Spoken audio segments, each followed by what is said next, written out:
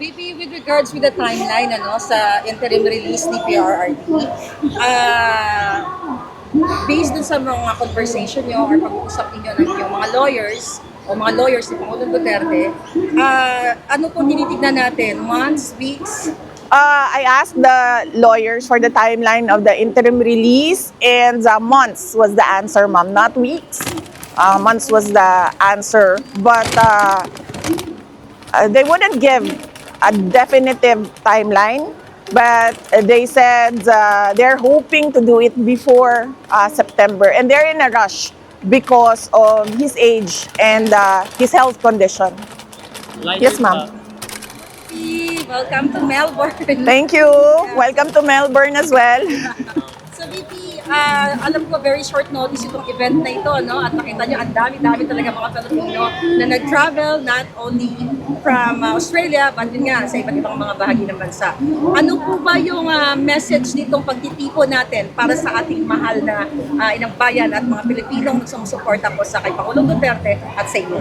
Yes, oo. As I said, I am here because of number one, the ICC, the International Criminal Court, and the case of former President Rodrigo Duterte. And number two, I am here as well for our country to discuss issues and the non-performance of the administration of President Marcos with the Filipino community. All right, thank you. Okay, na 25 please. Ma'am, regarding po sa interim release, any update po kung meron na po bang bansa na nagpahayag ng pagsuporta o magkanlong sa Pangulong? Yes, yes, sir.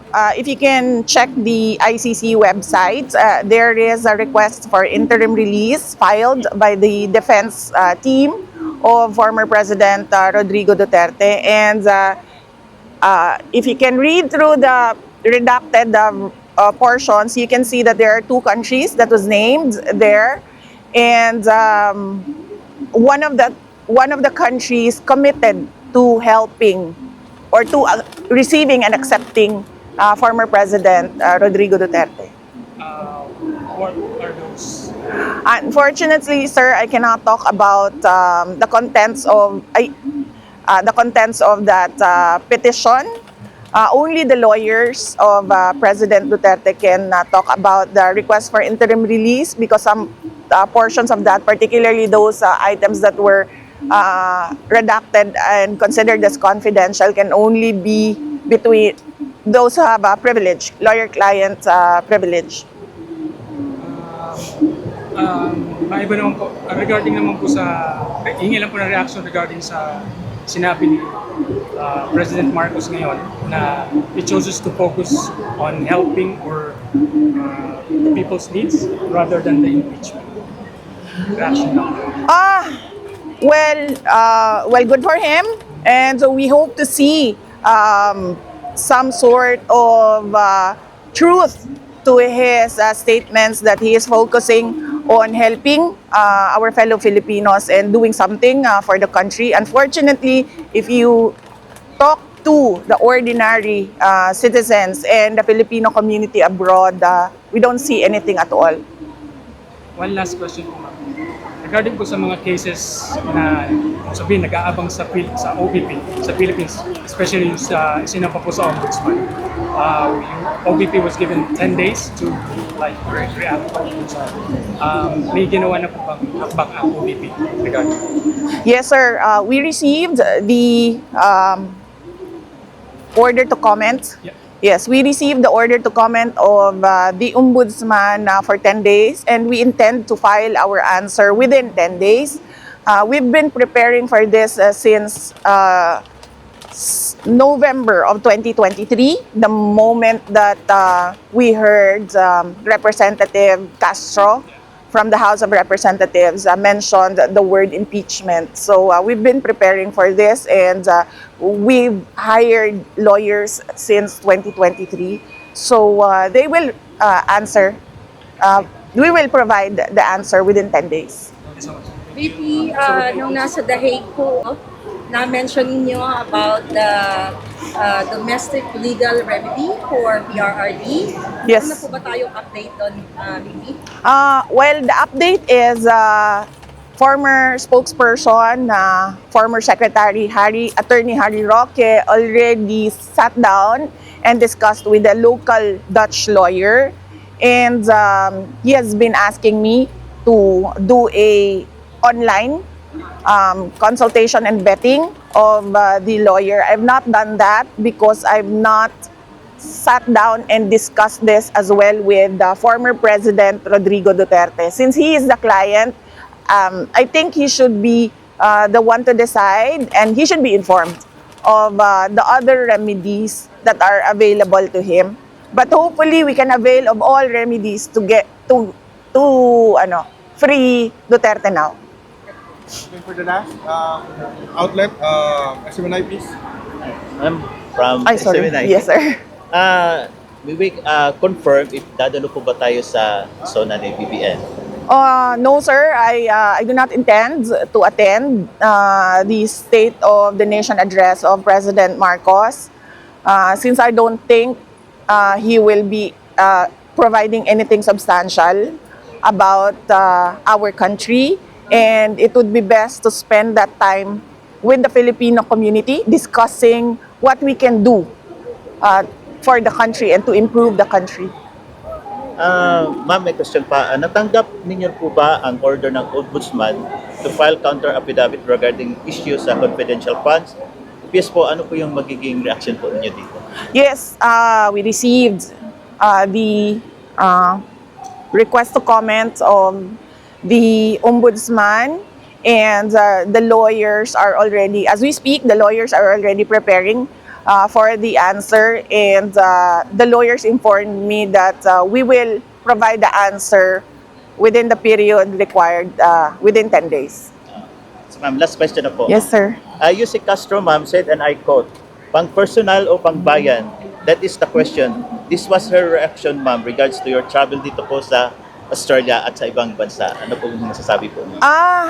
This is, I do not like traveling at all, except for holidays. And clearly, I am not on holiday for this trip.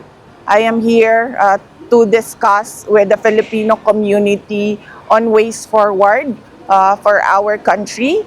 And of course, how we can push the administration to do more for our country. And the Philippine government should not discount the contributions of the Filipino communities worldwide, because first, they've been sending dollars, millions and billions of dollars to the country.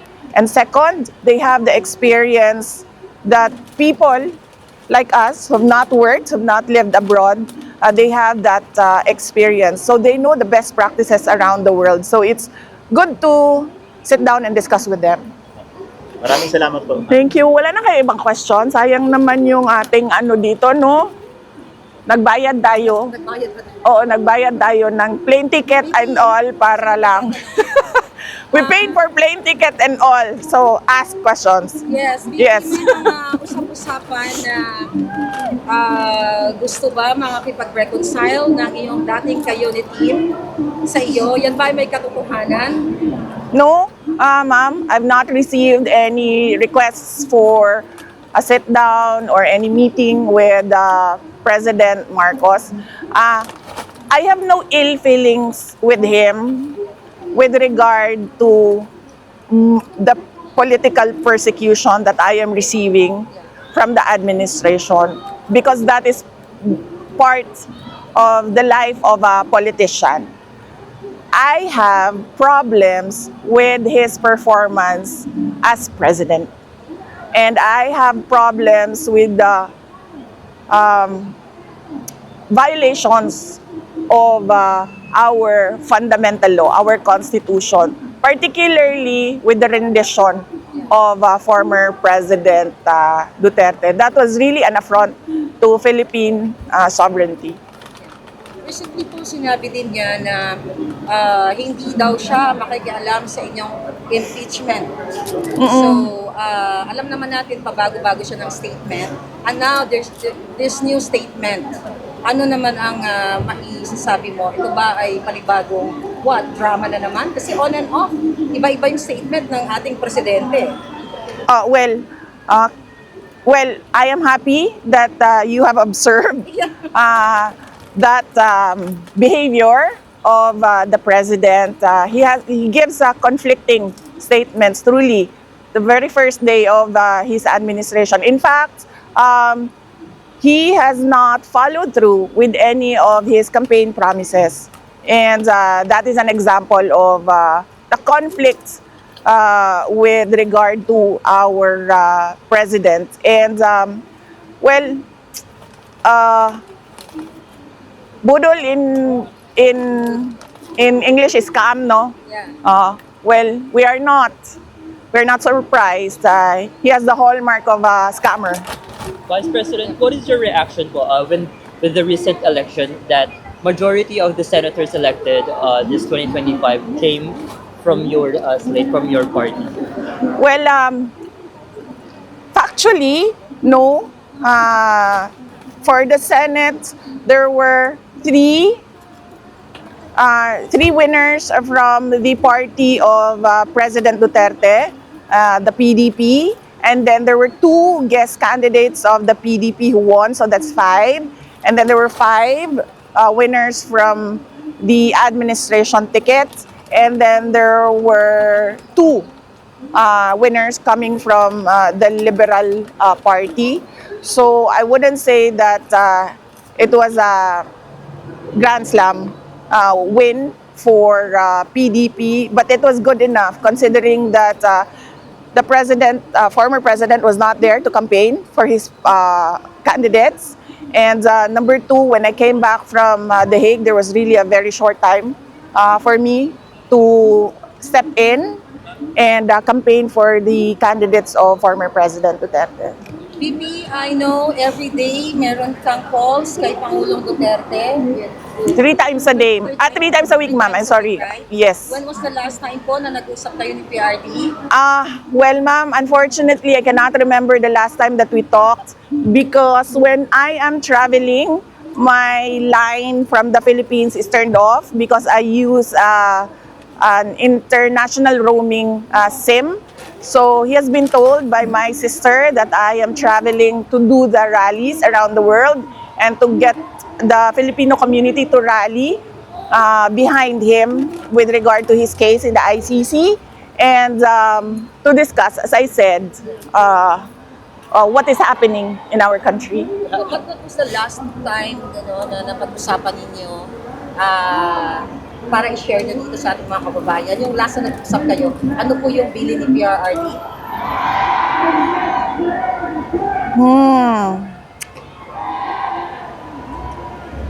He asked about the interim release. And then I told him that I cannot because the ICC is listening on our telephone conversations because apparently my name appears in many of the documents with regard to the ICC case. So they're listening in on our conversations. And I told him that I cannot discuss the specifics with him because I do not have privileged communication. But I told him that we are working, the lawyers are working on it, and I'm helping the lawyers. All the family members are supporting the lawyers as well.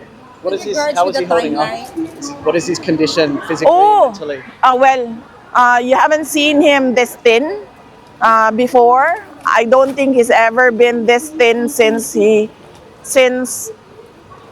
maybe before his marriage.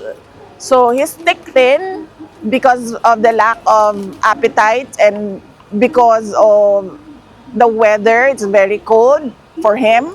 He's not used to the cold. And I think it's the way that they cook the food. It's not really traditional Filipino food. But I'm happy that he gets rice every day.